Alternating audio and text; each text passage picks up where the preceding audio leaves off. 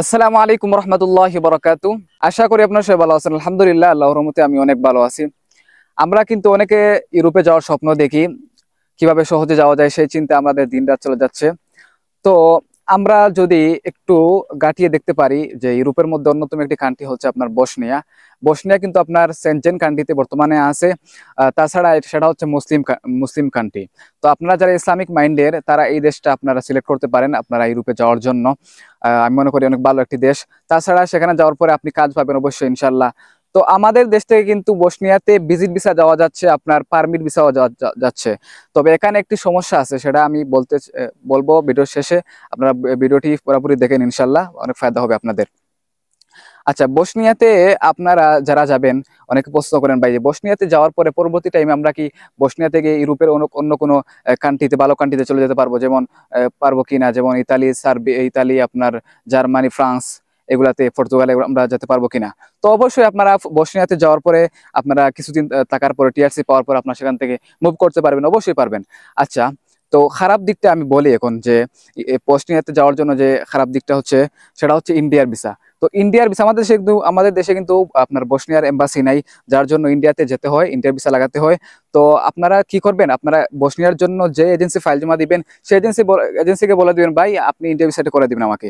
ইন্ডিয়ার ভিসাটি আপনি করে দিবেন, না হলে কিন্তু আমি তো আর আপনার ইন্ডিয়াতে যেতে পারবো না, আমি ভিসা করতে পারবো না। আপনি ইন্ডিয়া ভিসাটি করতে পারলে আমার ফাইলটি জমা নেন, এরকম আপনারা বলে তারপরে ফাইল জমা দিবেন। তো বসনিয়াতে যাওয়ার পরে আপনারা কিন্তু ইউরোপের অন্যান্য কান্ট্রিতে সহজে যেতে পারবেন। তাছাড়া মুসলিম কান্ট্রির সুযোগ সুবিধাও ভালো পাবেন।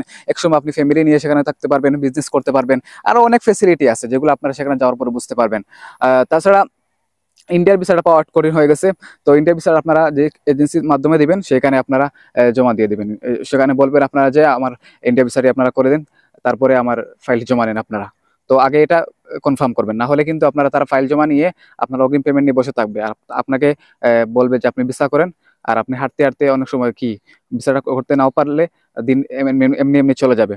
তো আপনাদের মূল্যবান সময়টা আমি মনে করি নষ্ট করা উচিত না। যেহেতু আপনারা ইউরোপে আসার জন্য ইচ্ছা করতেছেন, আপনারা ভালো বুঝে শুনে মানে ইউরোপের জন্য ফাইল জমা দেন, এজেন্সি ভালো দিকে জমা দেন।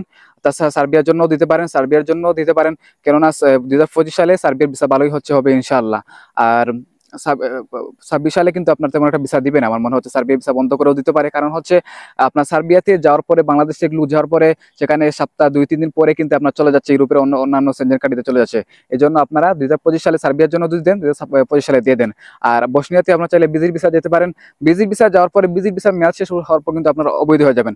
তো এই বিষয়ে আপনারা কি করতে পারেন, এই বিষয়ে আপনারা একটা জিনিস করতে পারেন কি, যে আপনি সেখানে যাওয়ার পরে আপনি ওয়ার্ক পারমিটে আপনি আপনার এই ভিসাটি মুভ করতে পারেন, মানে ট্রান্সফার করতে পারেন।